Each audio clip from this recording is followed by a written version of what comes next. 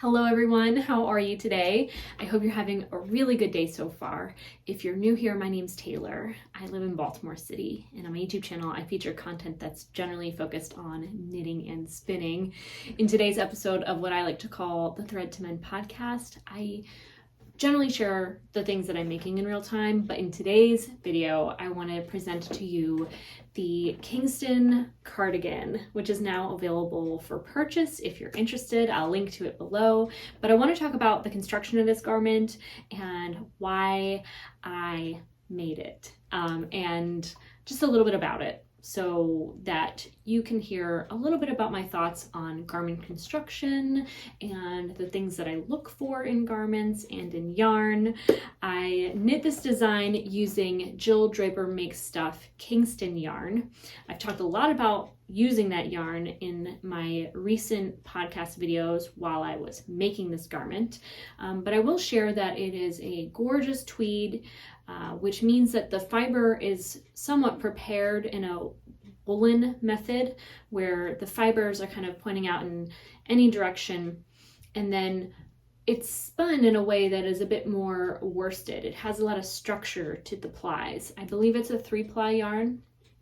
It's a very dense yarn, and it is marketed as a DK weight.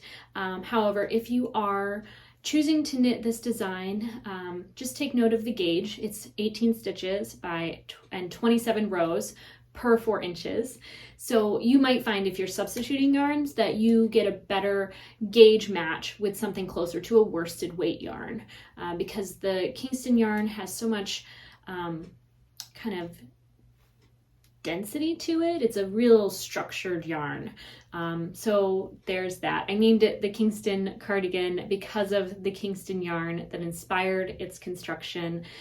With such a gorgeous tweedy yarn, I knew I didn't want the tweed or any of the pattern details to get lost with all of the texture that tweed brings. So I went with a overall generally stockinette stitch design. Because the yarn has so much structure though, it really allowed cables to pop at the same time having that tweed to it. So I added just a little bit of a cable detail to the raglan shaping.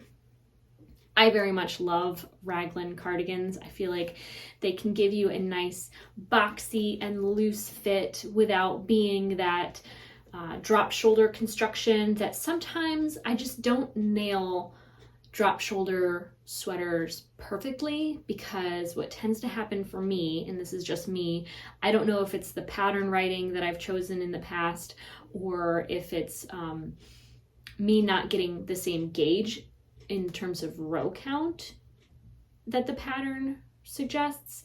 But a lot of the times when I knit drop sleeve sweaters, the sleeve is like a little too tight and I don't get the number of rows exactly right before I connect the front and the back.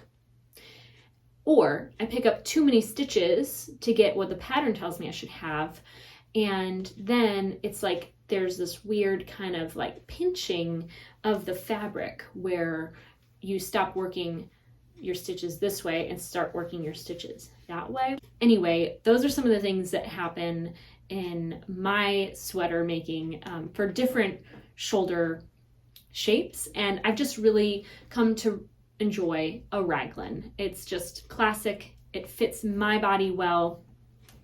I wonder what your thoughts are on raglan sweaters. Feel free to always let me know what your thoughts are on anything I touch on in the comments below. But I wanted to add a little bit of an extra flair, and it does kind of, it's almost not noticeable, that little detail, but it still shines, I think, when you take a look at it. It has a very deep yoke, and I did that very intentionally because I'm not a fan of sweaters that hug me a little too tight in the underarm area. I find that it's a place on my body that's prone to moisture and friction, and when you combine wool with moisture, friction, and a hotter temperature, you're going to get felting. And this is a garment that I know will never felt in my armpits because it's not even close to that zone where that's prone to happen. So I made sure it had a really nice yoke to prevent felting, and with that, having a deeper yoke allows you to layer other things beneath it, and that can even include lighter weight sweaters. So if I have like a sweater t-shirt or like a knit tee, which I don't have many in my wardrobe right now. I've felted the armpits on most of them. So, but lightweight knit garments, I can actually layer under this cardigan, which is not the case for some of my other cardigans that I've knit in the past. But I can layer long sleeve button-ups, t-shirts, even long sleeve sweaters beneath this cardigan because of how deep the yoke is, but also how wide I kept the upper arm circumference. I wanted to knit a wider upper arm circumference for a couple reasons. One, I just mentioned. The second is from what I've been told, and I learned this from a podcast interview with Fatima, who is Disturbing the Fleece, and Amy,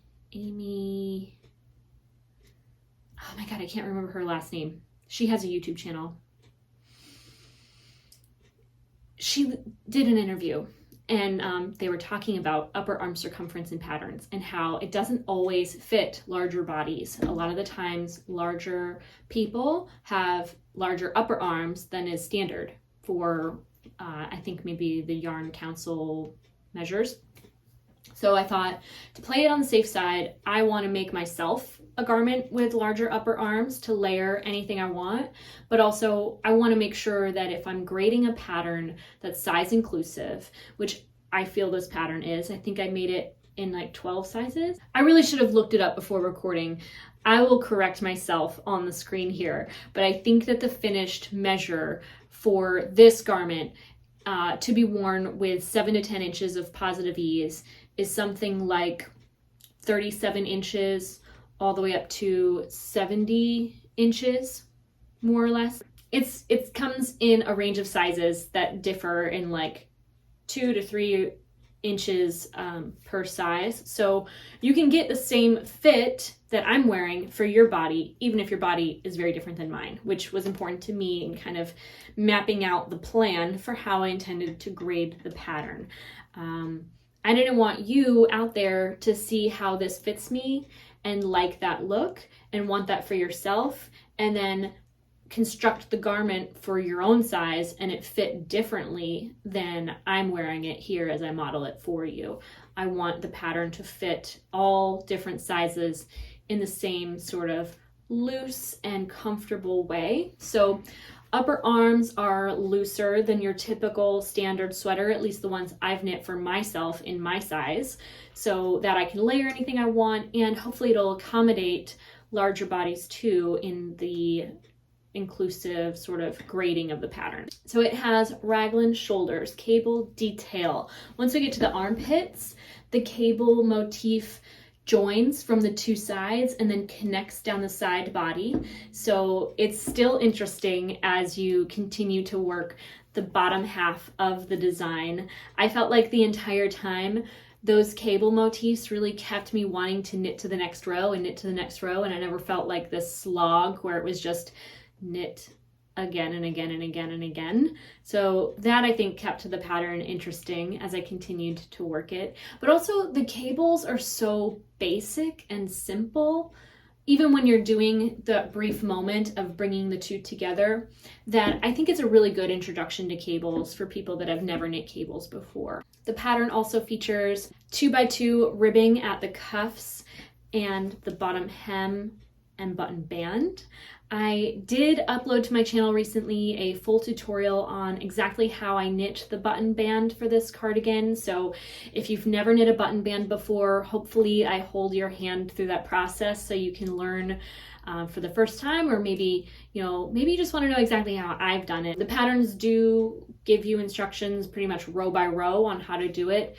You don't have to watch the video tutorial to know how to do a button band, but it's there for you if you need it. And what else? I also used an I-cord edge. I feel like an I-cord edge gives a very neat and structured finish to a button band. The button band isn't going to curl. It's not going to like pucker between the buttons like a more loosely worked button band would, but I would suggest if you're doing an I-cord bind off on any project, always work it a little bit looser than the yarn is kind of asking you to in the moment. Kind of just remind yourself stitch by stitch to kind of relax a little bit, because it is easy to work any I-cord bind off a little too tight, and that'll kind of lift the corners of the sweater up. It might even kind of keep the neck of the sweater a little tighter, and you don't want any kind of bunching around the main piece of fabric. So originally, I really wanted to do pockets in this design, but because it's cropped, the pockets would have sat a little bit awkwardly, I think, for reaching into them. I might sew a little swatch, like a fingering weight fabric swatch to the inside of mine, just to give myself a little secret pocket. If I do that, I will make a tutorial and show you how I did it. I haven't yet, but this is the Kingston cardigan. I almost forgot to mention, I did say I think that the upper arm is quite loose, but there are many decreases worked down the slope of the arm so that it's more of a standard fit at the forearm and the cuff. So it's more of a basic sleeve from like the bottom half down, but I did want it to be nice and loose for layering and a nice relaxed sort of look.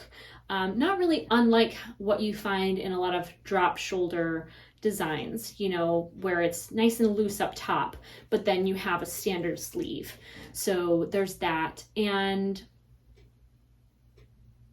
I added decreases to the body to make it this little bit of a vintage feel.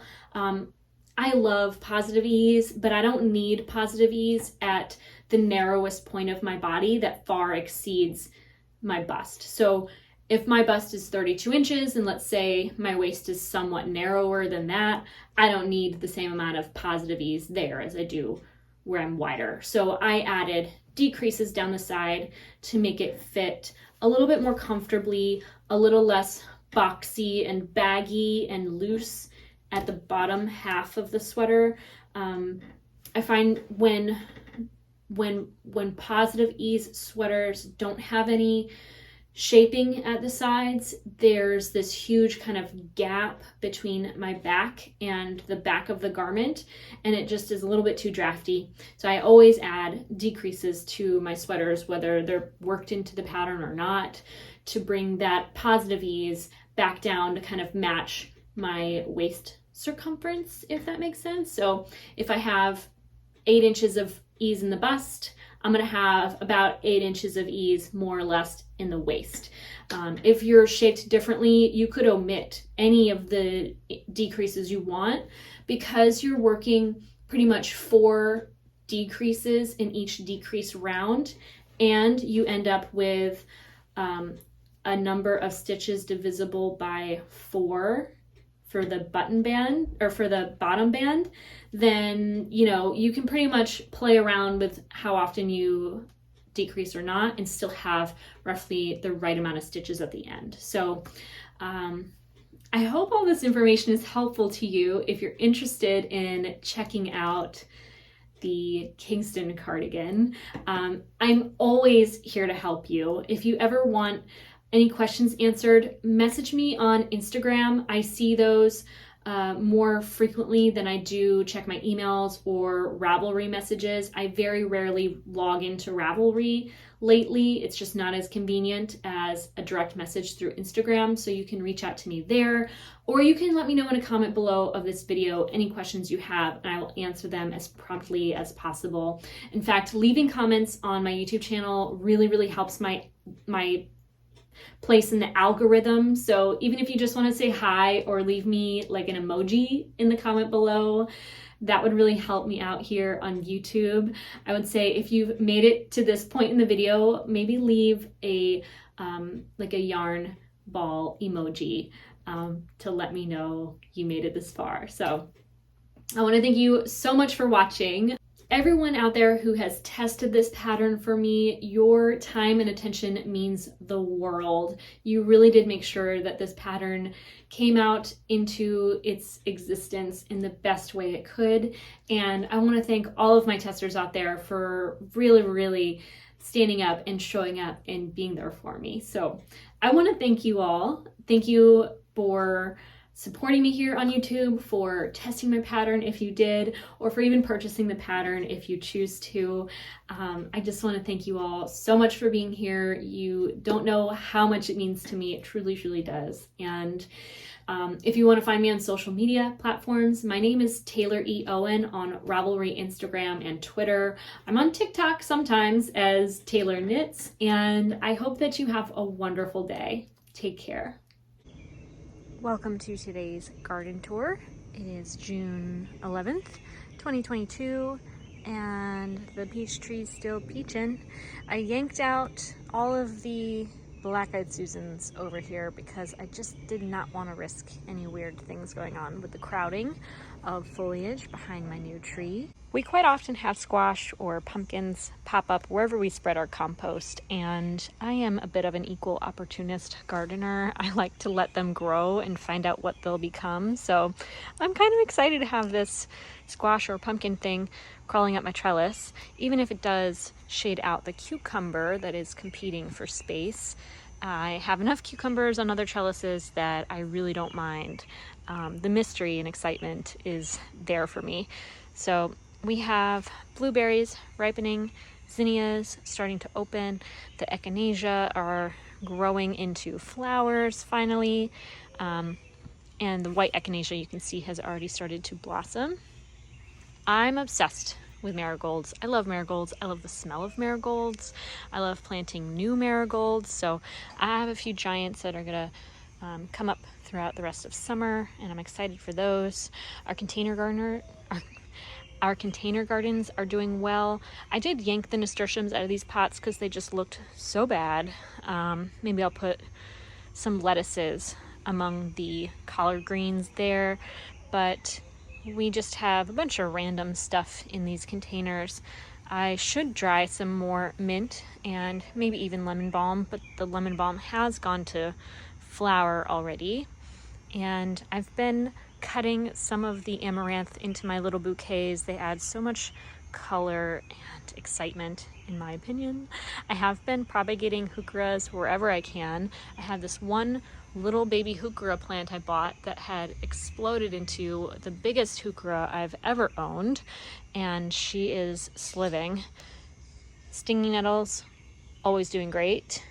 I have this gardenia bush that I don't know how to keep happy, but it has a place over there, and that's where it'll stay until we find out a better spot for it. I don't know if I have any room for it anywhere that'll get the sun it needs, but it seems like growing gardenias in a zone 7B is not the easiest. So I forgot to mention my sunflowers are doing well. Sunflowers out front are already flowering, but I think I started some of these a little bit later than the others. So there's that. The pawpaw trees are already leafed out and they're growing taller by the day.